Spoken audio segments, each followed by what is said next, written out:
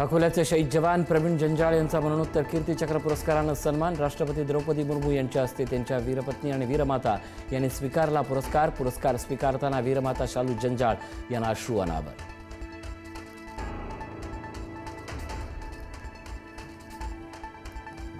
दिल्लीत इंडिया आघाडीच्या 25 पक्षांची बैठक। आघाडीनं पंतप्रधान पदाचा चेहरा निवडला पाहिजे। उद्धव ठाकरेंनी बैठकीत भूमिका मांडल्याची संजय राऊतांची माहिती।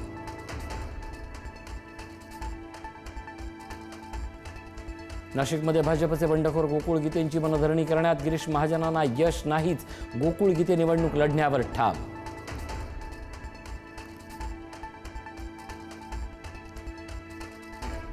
राज्यसभेसाठी राष्ट्रवादीकडून प्रफुल्ल पटेलांचे निकटवर्तीय राजेंद्र जैन यांना उमेदवारी। सुनेत्रा पवार, पार्थ पवार, भुजबळ यांच्या उपस्थितीत राजेंद्र जैन यांनी भरला अर्ज।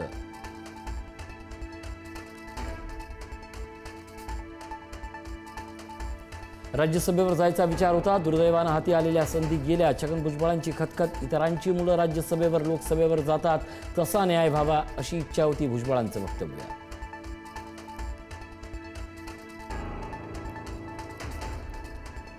बारामतीतील शासकीय रुग्णालयाला सुनेत्रा पवारांची अचानक भेट। काही कर्मचारी रुग्णांना सेवा देण्याऐवजी मोबाईलमध्ये व्यस्त। संबंधित कर्मचाऱ्यांवर सुनेत्रा पवारांचा संताप।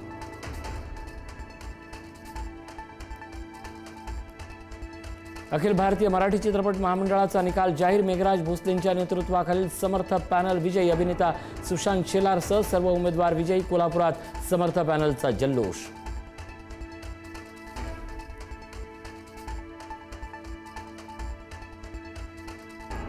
दादर प्लाझाजवळ बेस्ट बसचा भीषण अपघात। बस चालकाचं नियंत्रण सुटल्यानं अपघातात एकाचा मृत्यू, एक गंभीर, 4 जखमींवर सायन हॉस्पिटलमध्ये उपचार सुरू। बस चालकावर गुन्हा दाखल।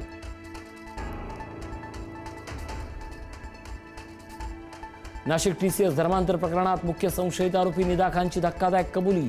पीडितेला घरी नेऊन नमाज पठणाचं प्रशिक्षण दिलं। आरोपी निदा खानचा जबाब।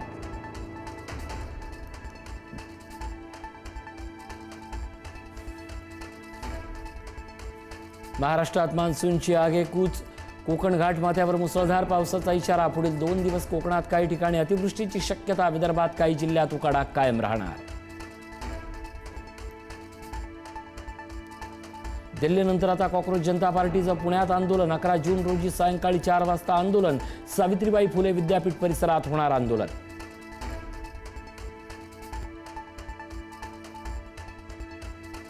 नवी दिल्ली विमानतळावर वादळासह पावसामुळे विमानाचं नुकसान। T2 वरील एअर इंडियाच्या 3 विमानांचं नुकसान। धावपट्टीवरील शिडी आणि इतर उपकरणं विमानावर आदळली।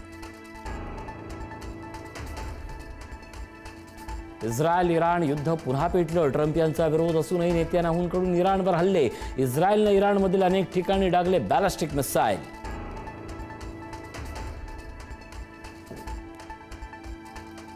युद्धबंदी शांतता करारासाठी अंतिम चर्चा सुरू। इराण इस्रायल युद्धबंदीसाठी तयार। अंतिम करारापर्यंत होर्मुझची नाकेबंदी कायम। अमेरिकेचे राष्ट्राध्यक्ष ट्रम्प यांची माहिती।